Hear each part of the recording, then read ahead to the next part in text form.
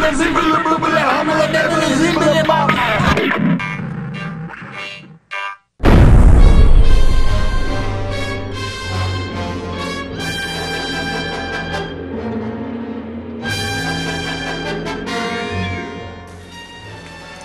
and welcome to Andy's Little Sci-Fi Horror Show. My name's Andy. And I'm Drew. And we're here, once again, talking about great classic sci-fi. Not exactly as ergonomic as you thought it was going to be, huh? No, this is actually the beginning of my robot costume. Not too far off from some of those space movies from the 1950s. I know! Today we're talking about those great 50s and 60s sci-fi classics. The ones you don't really get to see much anymore. The kind of the movies of the cardboard planets. Yes, space travel, as we all know.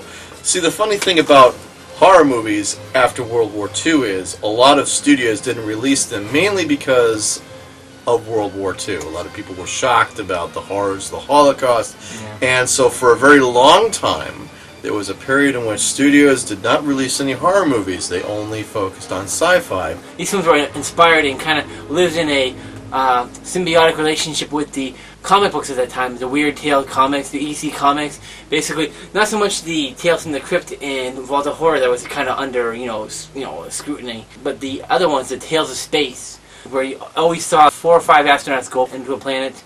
There's always some backlot movie set. Yeah, and they were always in a living room and they were like literally lying back on Lazy Boys. There was always artificial gravity. Yes! Oh, I mean, they had no idea what real space travel was going to be like back in the early 50s. This is the evidence they had no idea what they were in for. No idea. A perfect example is one of my all-time personal favorites, Voyage to the Prehistoric Planet.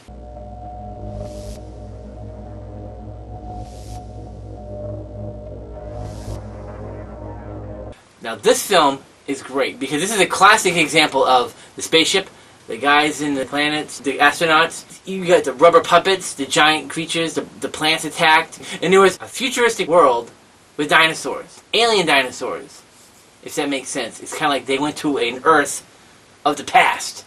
Now this was followed up right after by Women of the Prehistoric Planet. I don't know if the producers or directors were just looking for another chance to use those props again, or not, or just looking to sex it up a bit, but there is a sister movie, or sequel, kind of, I think they came out at the same exact time, honestly. I think they both came out, you could see them in drive-ins the same night. Props are the same, it's the same, pretty much the same script, same ship, same sets. I guess you could call it a sequel. This is a double feature. Sometimes you can find them on DVD at the low dollar bin. A lot of these you can also get on the 50-pack. Oh, yes! DVD movies. Those are awesome. Now, when you're talking about classic movies about space travel and science fiction, there is nothing more classic and iconic as this 1950s title here. That one with Leslie Nielsen in Forbidden Planet.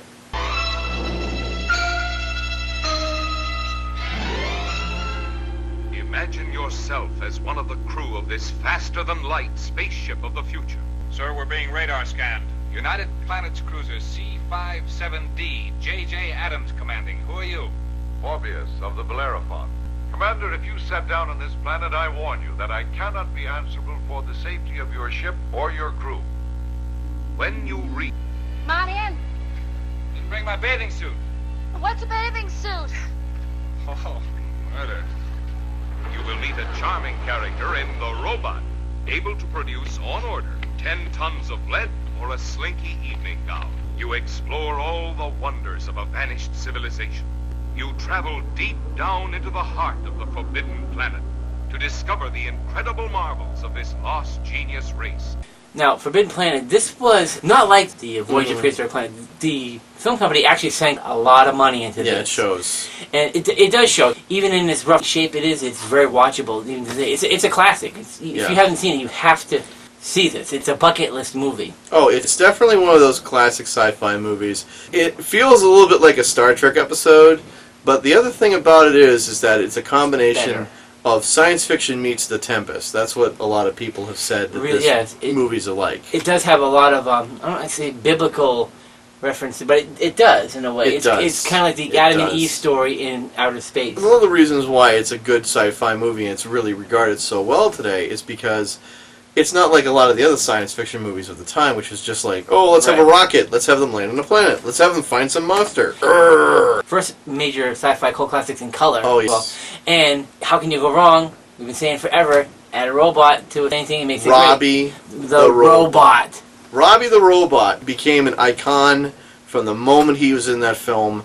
Even today, even the toys that were made in Japan that don't even have his name on or anything, they're exactly the same as him, are worth thousands of dollars, even though they're not officially Robbie the Robot toys. Because they're awesome.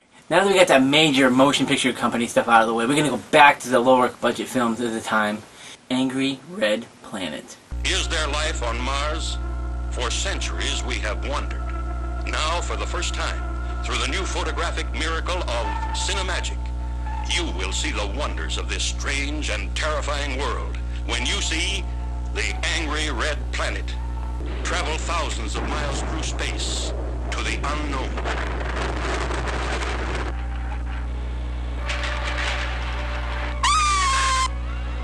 Cinemagic is not being shown to you now, but this wild land comes alive in Cinemagic.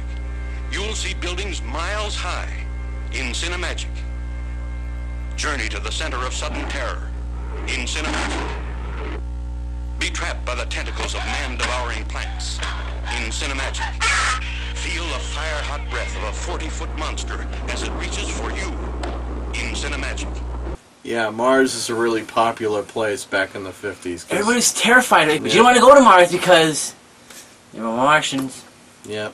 Martians in the Mars films are definitely a sign of the times. You can even go as far as the Bugs Bunny cartoons, the Marvin the Martian. At last, after 2,000 years of work, the Illudium Q-36 explosive space modulator. Pardon me, sir, but could you... Where's the kaboom? There was supposed to be an earth-shattering kaboom. It was everywhere. Yeah, it was. It was a real sign of the times right there. Oh, here's another one that I almost completely forgot about that I thought was really good that's Mars-related. Robinson Crusoe on Mars.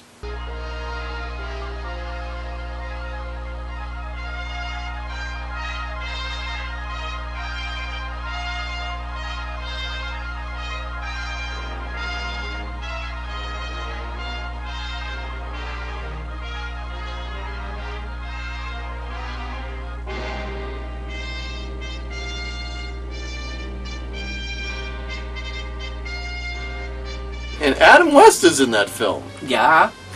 How can you go wrong with Adam West? Basically, it's about an astronaut who lands on the crashes on the planet, and basically he's marooned there with a monkey, and he comes across, and of course he has air to breathe, and of course he runs into another person. It's definitely one of those they had no idea what they were looking at or watching. But if you get a chance to see that movie, that's another good one. Finally tonight we have This Island Earth. Classic. This is another one that Universal Studios sank a lot of money into this. Because like he said before, horror films were not popular. Everybody was kind of on edge. And even though the sci-fi kind of dark messages into them, they have a ray of hope that there is progression into the future. There's, hope in the stars. We're conquering planets. Well, yeah, I mean, that's the whole basic idea is it's a scientist who is recruited by a group of alien scientists, and of course they look like aliens, but he doesn't really let on that they're aliens. He's like, they look awfully different. You get this thing coming at them. Back! And of course they go to their home, and they get to see the whole planet. Well, that's all we have time for in this episode of Andy's Little Sci-Fi Horror Show. My name's Andy. I'm Drew. Ah!